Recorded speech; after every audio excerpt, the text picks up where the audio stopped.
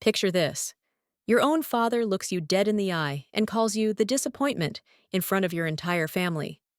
Fast forward 10 years, and that same man is begging you to save him from bankruptcy. This is my story, and trust me, you won't believe how it ends. Grab your coffee, hit that like button, and buckle up because what happened next will blow your mind. I'm about to tell you how I went from being the family failure to becoming their financial savior, and why revenge sometimes tastes sweeter than you could ever imagine.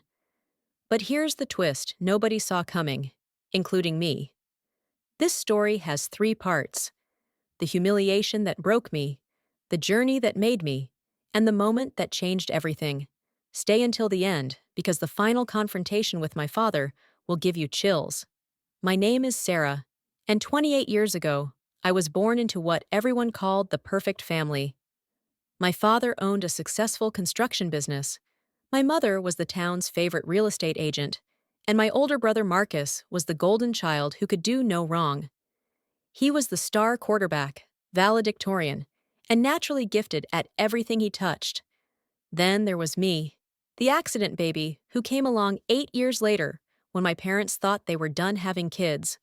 From the moment I could walk, I was compared to Marcus. When he brought home straight A's, I struggled with dyslexia and barely passed. When he scored the winning touchdown, I tripped over my own feet in gym class.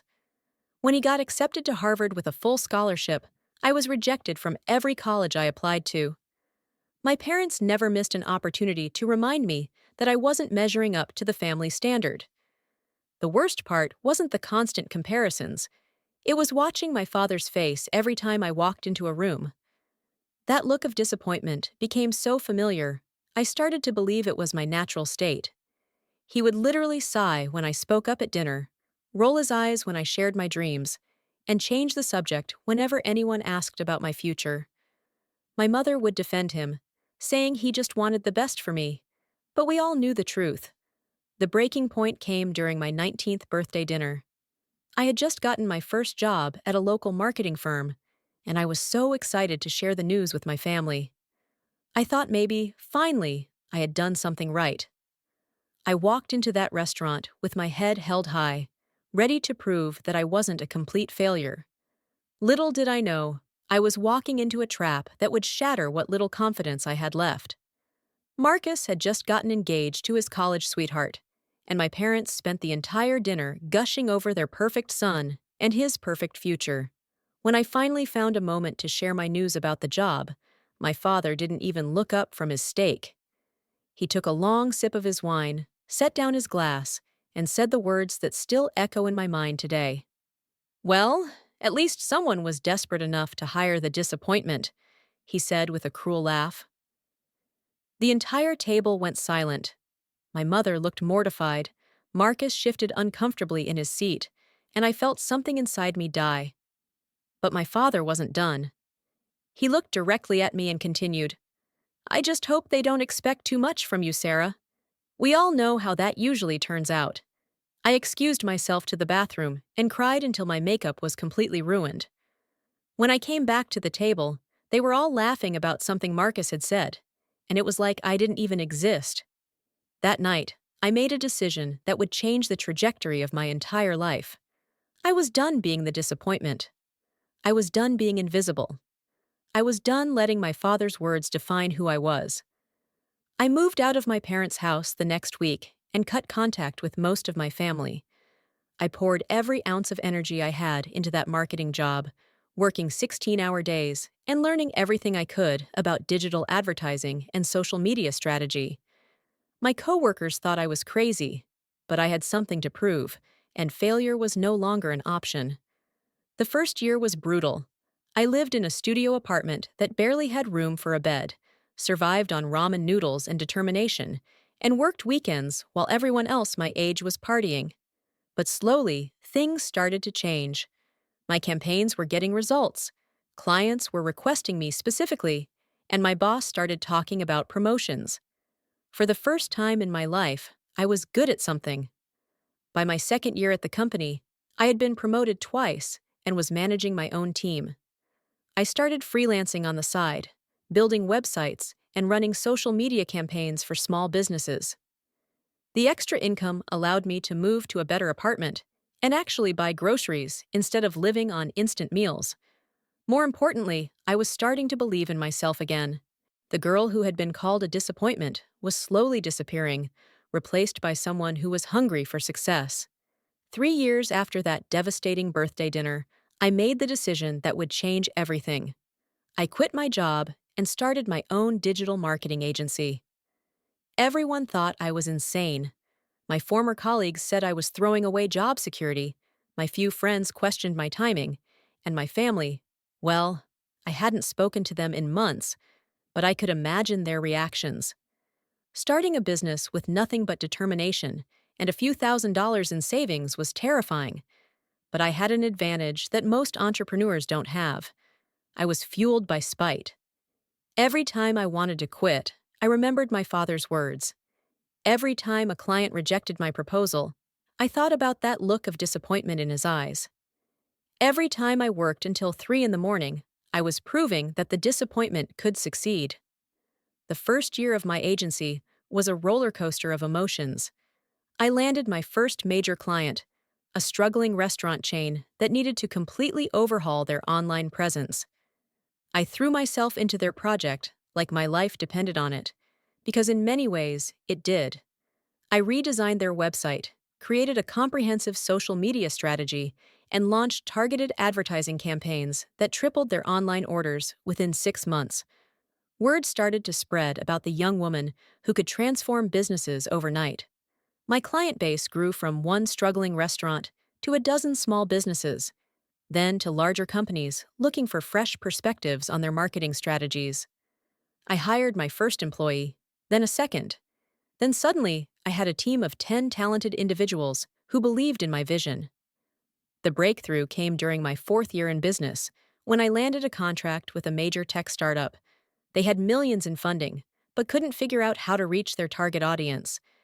I developed a campaign that went viral, generating over 50 million impressions and driving sales through the roof.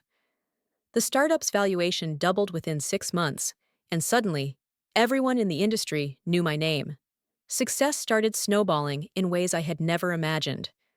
Fortune 500 companies were calling my office, industry magazines were featuring my work, and I was invited to speak at marketing conferences around the world. My agency grew to over 50 employees, and we moved into a beautiful office building in the heart of the business district. The girl who couldn't get into college was now teaching courses at prestigious universities. But the real validation came when I realized I was no longer thinking about my father's approval. For years, every achievement had been motivated by proving him wrong, but somewhere along the way, I had started succeeding for myself. I loved the creative challenge of building brands, the satisfaction of helping businesses grow, and the thrill of leading a team of brilliant minds. I had found my passion, and it had nothing to do with proving anyone wrong. By my 7th year in business, my agency was generating millions in revenue annually.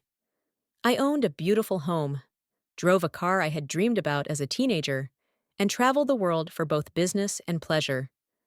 More importantly, I had built a company culture that valued every employee, where no one was ever made to feel like a disappointment. I was living proof that success isn't determined by your starting point, but by your willingness to keep moving forward. The awards started piling up: Entrepreneur of the Year, Digital Marketing Agency of the Decade, and dozens of industry recognitions that validated everything I had worked for. I was featured on magazine covers, interviewed on podcasts, and invited to share my story at major conferences. The transformation was so complete that sometimes I couldn't believe I was the same person who had cried in that restaurant bathroom. But life has a funny way of bringing things full circle, and just when I thought I had left my past behind forever, it came knocking on my door in the most unexpected way. The call that would test everything I had built was about to arrive, and it would force me to confront the very people who had driven me to succeed in the first place. The call came on a Tuesday morning while I was reviewing quarterly reports in my corner office. My assistant buzzed in to tell me that my brother Marcus was on the line, and my blood immediately ran cold. We hadn't spoken in over 5 years, and the last conversation had ended with him defending our father's behavior at yet another family gathering I had foolishly attended. Marcus's voice was shaky, and I could tell he was struggling to find the right words. He explained that our father's construction business had been failing for years. Hidden debts were piling up, and now the bank was threatening foreclosure on everything, including our childhood home. The man who had built his identity around being successful was facing complete financial ruin, and there was only one person in the family with the resources to help. The irony was so thick I could taste it. The disappointment was now the only one capable of saving the family that had rejected her. Marcus begged me to come home for a family meeting, explaining that our parents were too proud to ask for help directly, but they were desperate. He painted a picture of our father, once so confident and commanding, now broken and humiliated by his failures. I should have felt satisfaction at this turn of events. This was the revenge I had unknowingly been working toward for years. But instead, I felt a complex mix of emotions I wasn't prepared for. There was vindication, yes, but also sadness for the family that had never learned to support each other properly. I agreed to drive home that weekend, not sure what I would find or how I would react. Walking into my childhood home after 5 years was surreal.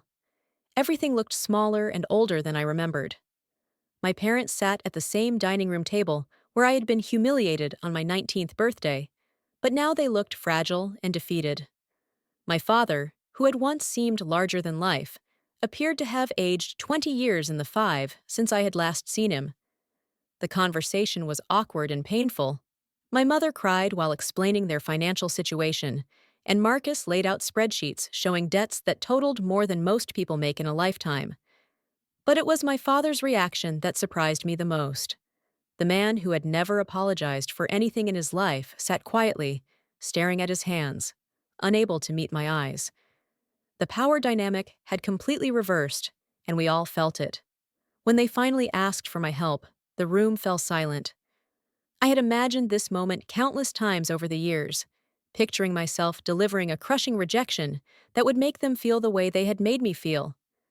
But looking at these broken people who were supposed to be my family, I realized that revenge wouldn't heal the wounds they had created. Instead, I surprised everyone, including myself, with my response. I agreed to help, but with conditions. I would pay off their debts and save the house, but only if our father agreed to sell the business and retire, only if we all attended family therapy together, and only if he could look me in the eye and acknowledge the damage his words had caused. The room was dead silent as he processed my terms, and for a moment, I thought he might reject the offer out of pride. Then something miraculous happened. My father looked up at me with tears in his eyes and said, "Sarah, I was wrong about everything. You were never the disappointment. I was. I was so focused on my own insecurities and failures that I projected them onto you, and I'm sorry." It wasn't the dramatic confrontation I had imagined, but it was real and raw, and exactly what I needed to hear after all these years. The therapy sessions were difficult, but transformative. We unpacked years of dysfunction, miscommunication, and hurt feelings.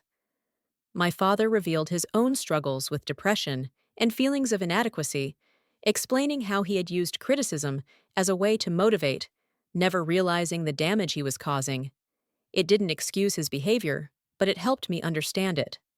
More importantly, we began building a new relationship based on mutual respect rather than expectations and disappointments. Today, 3 years after that phone call, my relationship with my family is stronger than it's ever been. My father works part-time at my agency, bringing his decades of business experience to our construction industry clients. He tells everyone who will listen about his daughter's success, and while it took some getting used to, I've learned to accept his pride. My mother and I have weekly lunch dates, and Marcus and I have rebuilt our sibling relationship on our own terms. The greatest victory wasn't proving my worth to my family. It was learning that my worth was never dependent on their approval in the first place. The girl they called a disappointment grew up to become exactly who she was meant to be, not in spite of their rejection, but because she learned to believe in herself when no one else would. Sometimes the greatest success stories come from the deepest wounds, And sometimes, forgiveness is the ultimate form of strength. If you're watching this and you've ever been called a disappointment, if you've ever been made to feel like you don't measure up, I want you to know that their limitations are not your destiny. Use that pain as fuel, channel that rejection into determination, and never let anyone else's opinion define your potential. Your story isn't over, and your greatest chapters might be the ones you write after everyone else has counted you out. The disappointment they see today might just be the success story they'll be talking about tomorrow.